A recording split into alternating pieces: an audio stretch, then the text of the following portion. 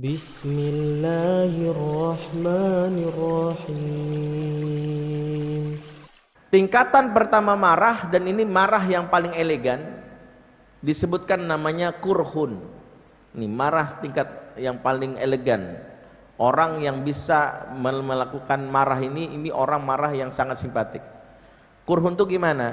Menegur orang lain dengan mengungkapkan kesalahannya tapi dengan ekspresi nyaman. Misalnya apa anak? Adek nggak boleh. Jangan. Papa nggak suka ya. Hentikan. Cukup, makasih. Sambil senyum. Kalau ada orang tua kayak gini, idaman banget tuh. Anak nonton TV, inget nggak? Jam berapa sekarang? Jam berapa sekarang? Ya. Iya. Harusnya gimana? TV-nya matiin. Oke, silakan matikan. Oke, makasih. Ini kalau ada orang tua kayak gini, anak nyaman banget. Ya.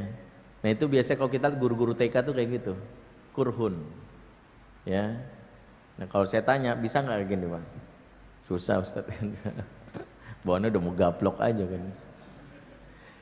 Yang kedua ada nama sukhtun. Sukhtun adalah kemarahan yang diungkapkan di mana ada energi berat dalam diri tapi ditahan lewat gigi geraham. Kalau bahasa kita itu kayak ngedumel. Dan itu masih boleh. Tapi ditahan. Misalnya Papa nggak suka, jangan. Enggak. Ini kalau kayak gini masih sukhtun dan itu boleh. Kenapa? Sukhtun itu pertahanan kita masih kuat, bentengnya masih kuat, gigi geram kita masih nahan tuh. Jadi gejolak untuk mengeluarkan yang marah itu ditahan. Enggak. Itu.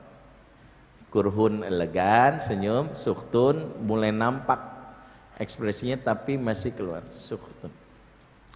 Yang ketiga namanya ghadbun, dan itulah hadis Rasul yang melarang keluar kalimat la taghdab, jangan kamu ghadbun. Apa itu ghadbun? Ciri pertama, ekspresi wajah menyeramkan. Ya, makanya orang kalau lagi ghadbun itu sekali-sekali ngaca deh.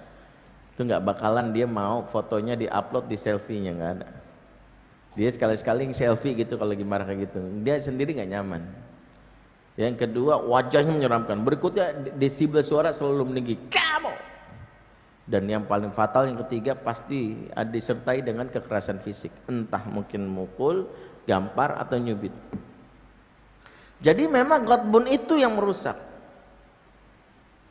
Dan yang keempat yang paling fatal namanya la'natun, disertai sumpah serapah, doa-doa yang buruk, bahkan ketika anak nggak ada di hadapan kita masih kita keluarkan, itu la'nah.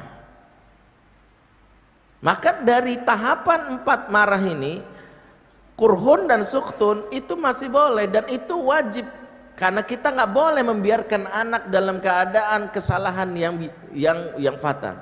Wajib kita mencegahnya. Tapi koridor dari marah, kurhun dan sukhtun adalah koridor as-sakinah. Kenapa disebut as-sakinah? Sebab salah satu makna sakinah yang selama ini mungkin kita tidak memahaminya. Sakinah itu berakar kata di kata sikin.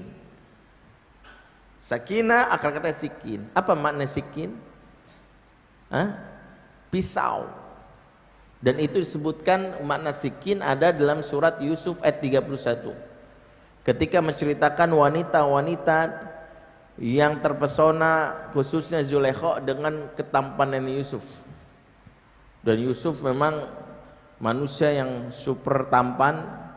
Dijelaskan misalnya oleh Imam Ash-Shawqani dan kitab Fathul Qadirnya, sangat tampannya Yusuf ini sampai membuat wanita-wanita tergila-gila. Ya, bahkan oleh Imam Al-Ghazali kitab Mahabbahnya, Yusuf itu saking tampannya disebutkan pernah rakyat Mesir mengalami kelaparan selama 4 bulan dan mereka bertahan menahan lapar itu hanya dengan memandang wajahnya Yusuf. Jadi kalau lagi aduh lapar banget ngeliat Yusuf, hilang. Jadi kalau anak kita Pak lapar banget gitu ya, netes ketampanannya boleh tuh. Papa lapar, mandang wajah papa. Lah kok makin mules, nah itu sadar dia. Taib. Poinnya adalah ternyata Yusuf ini disebutkan, Yusuf itu bagaimana membuat Zulaikha kepincut, dan Zulaikha dibincangkan oleh para wanita-wanita teman-temannya, geng sosialita di zaman itu. Oh, gimana Zulaikha sama pembantu sendiri naksir gitu. Zulaikha tersinggung kan ya. Akhirnya dia tantang tuh, lu gak ngeliat berondong gue sih kan gitu. Maka dikumpulkan mereka dan Allah sebutkan kalimatnya fa'atat kulla wahidatin minhunna sikinan. Maka kami mendatangkan ke masing-masing mereka sikin. Nah, makna sikin ini itu artinya pisau. Tapi waktu ayat ini turun, para sahabat nggak ada yang ngerti maknanya pisau. Maka berkata Abu Hurairah bertanya kepada Abdullah bin Abbas, mana sikin ya Ibnu Abbas? Maka Ibnu Abbas menjawab, sikin yakni al-mudyah. Dulu orang Arab menyebut pisau itu mudyah. Orang Arab dulu menyebut pisau itu mudyah. Nah, tapi ayat ini menyebutnya bukan mudyah tapi sikin. Maka bertanya lagi, mengapa Allah menyebutnya dengan makna sikin, karena tidak mudyah? Maka dijelaskan oleh Ibnu Abbas, karena kelak pisau ini akan memotong jari-jari mereka tanpa terasa sakit.